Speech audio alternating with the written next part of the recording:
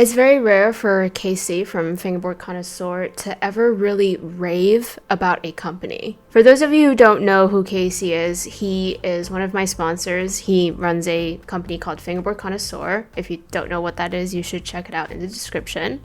And something that people probably don't actually really realize is there is a reason why people think of him as a connoisseur, and that's because of his extensive knowledge when it comes to fingerboarding. I'm not sure if that's something that was very obvious, but I definitely think he knows a lot more than what most people think he actually does. Aside from selling Black Velvet, Casey also, distributes from other companies as well. And so when it comes to the companies that he stocks, he is very, very picky, and for good reason too. He always wants to make sure that everything is amazing quality and that it's amazing quality every single time. And you can really tell if Casey loves a company just by how much he rides that company's products, and also if he stocks their products multiple times. But anyway, I say all of this because, like I said, it's very rare for him to obsess over a company, and so when he does, I know there's something special. And yeah, he could not stop talking about Civilmade.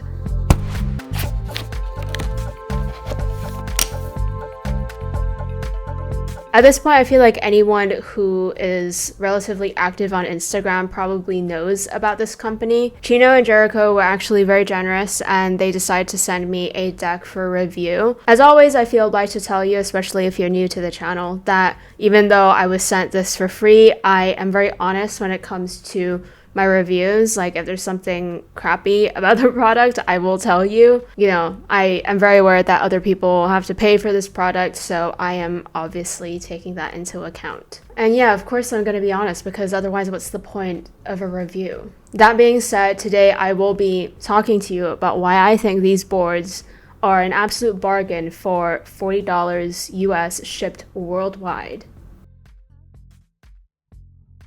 This is a company based out of the Philippines. Like I said, it's run by these two guys, Chino and Jericho. In terms of the shape, it is very flat concave with, I would say, medium to high kicks, and the dips aren't really defined at all. These boards have a 55mm wheelbase, and they offer sizes 32, 33, and 34. Each board is 5 plies, and they offer RealWear graphics, and every RealWear graphic is original artwork. The top ply is always engraved, and something that's really cool is that if you get one of their boards from a distributor, they always do something special on the top. They did a stock at Guai Guai's High, and on the top there was the Guai Guai's High logo, so I thought that was pretty cute. Given they launched in 2020, I fully was not expecting them to be working with templates, but they do, and that just means that they can be very accurate when it comes to sanding down the boards to whatever size it is that you asked for.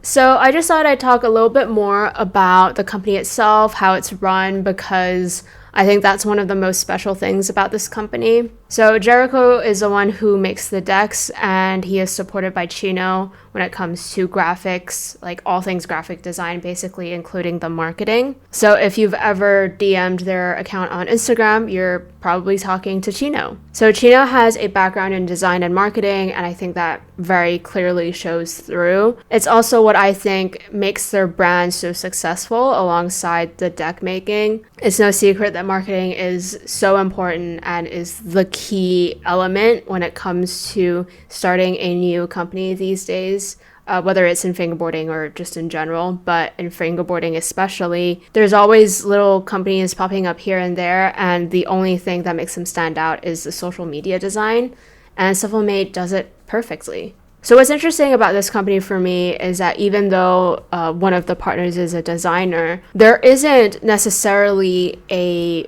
one style that they stick with when it comes to graphics, but instead every collection is a different theme almost. So they recently did kind of a retro 80s vibe with Abducted, and that's all very clearly one style. This one is just a standalone graphic. They did another 80s vibe but with a car, and that was a standalone graphic too. But yeah, I wouldn't say there's like a very distinctive style when it comes to their designs, and yet somehow they still make it work for the company, because a lot of the times I think deck makers come up with designs that aren't very original, or it's like all over the place and it absolutely does not work with their brand. Like, it just makes the brand look very scattered. But again, because of the way that their social media is designed, they can use that to tie everything together, and yeah, they just make it work. Chino and Jericho also very clearly care about the community. I mean, when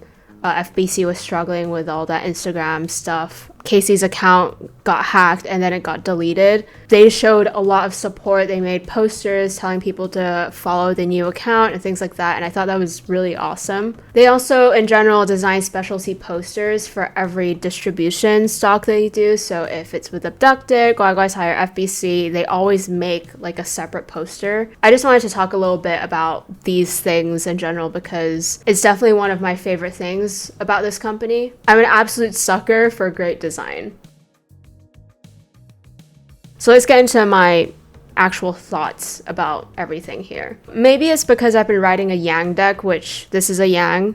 It's, I would say, a pretty medium high shape. For me, it's probably one of the highest shapes I've written in the last year. But yeah, maybe it's because I've been writing one of these that I expected this board to feel a lot higher than it actually is. Kind of purely because Casey really likes these boards. Casey is someone who loves high kicks, like a high-ish shape, but this shape isn't that high at all. Like, given it's so flat in the middle, like the concave is so flat, right?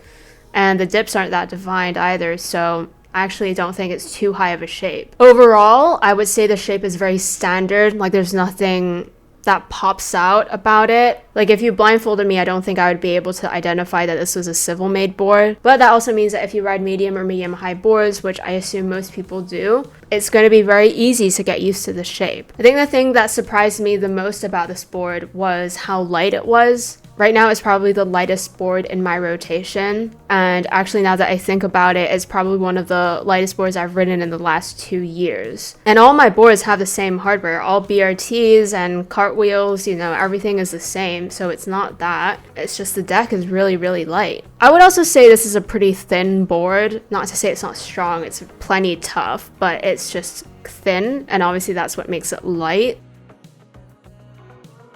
Let's talk about the graphic for a second.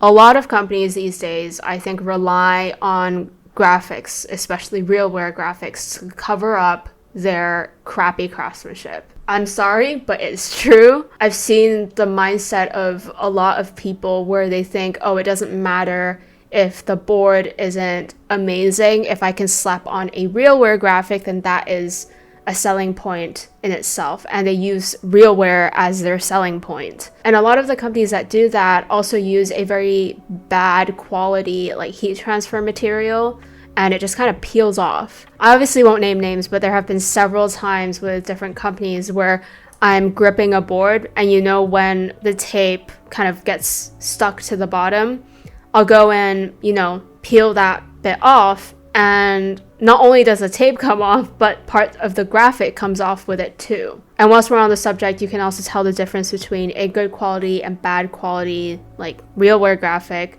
by how it wears. So a good quality realware graphic will wear by smudging and not peeling. As you can see, my graphic is still very much intact, but from what I've seen online and from other people's boards, the graphic smudges and doesn't peel. So that is a good thing. Their graphics are like top notch then. Hi, quick fun fact about Civilmade's graphics while we're on the subject. They actually have this thing called RIPS, R-I-P-S, and it stands for Rider Incentive Program and Support. What that means essentially is that if one of their riders designs the graphic, then part of the profit goes towards the riders, which I think is pretty cool. And I don't know if a lot of other companies do that, but I think that's a great way to support their team. It's essentially the same idea as a pro model, I guess, and how profits from a pro model, or like 10% of profits, go towards the rider. But yeah, I think this is really cool. I don't know a lot of companies that do this in fingerboarding. It's pretty standard in skateboarding, but yeah, I don't know many fingerboard companies that do this. So just wanted to tell you about that as well. I mean, in general, I think these boards are really good. The quality is there, but like I said, there's nothing about the shape that really pops out to me. Like when I was riding this board, I didn't think, oh wow, like this feels so different.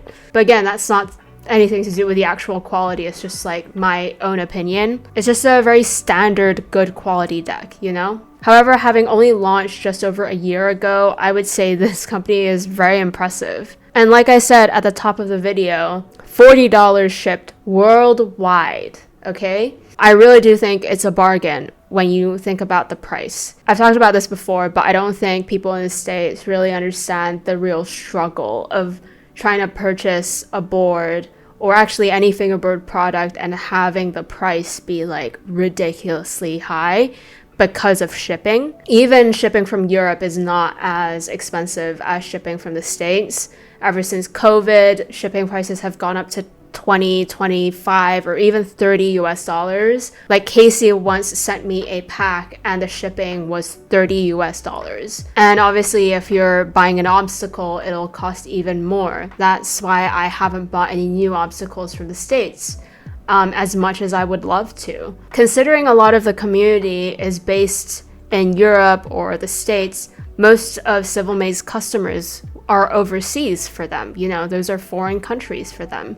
I don't even know how much shipping is from the Philippines to international countries, but $40 in total for the whole board is pretty crazy. If they were based in the US, it would be the equivalent of charging $20 per board plus shipping. You know, I could never find a product of this quality for that price. It would always end up costing 50 US dollars or more, including shipping. Even decks that aren't at this quality cost more than $40. I definitely think these decks are worth it, again, considering the price. And their boards live up to the marketing and the pricing. Like, there's no false advertisement here.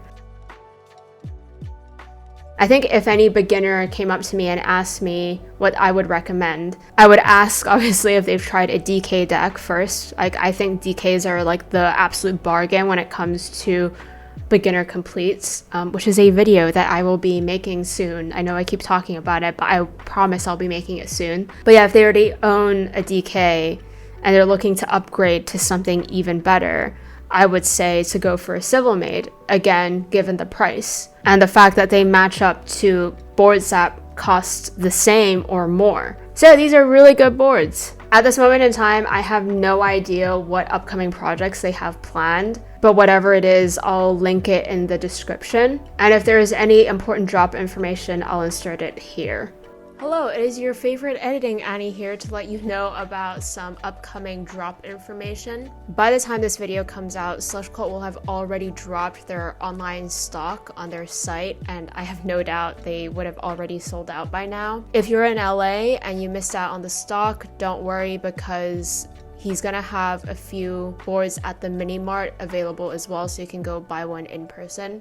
If you're like me and you're not in LA, also don't worry, because Guai Guai Tai is having a massive restock on their site at some point, and also if you're in Hong Kong, like in person.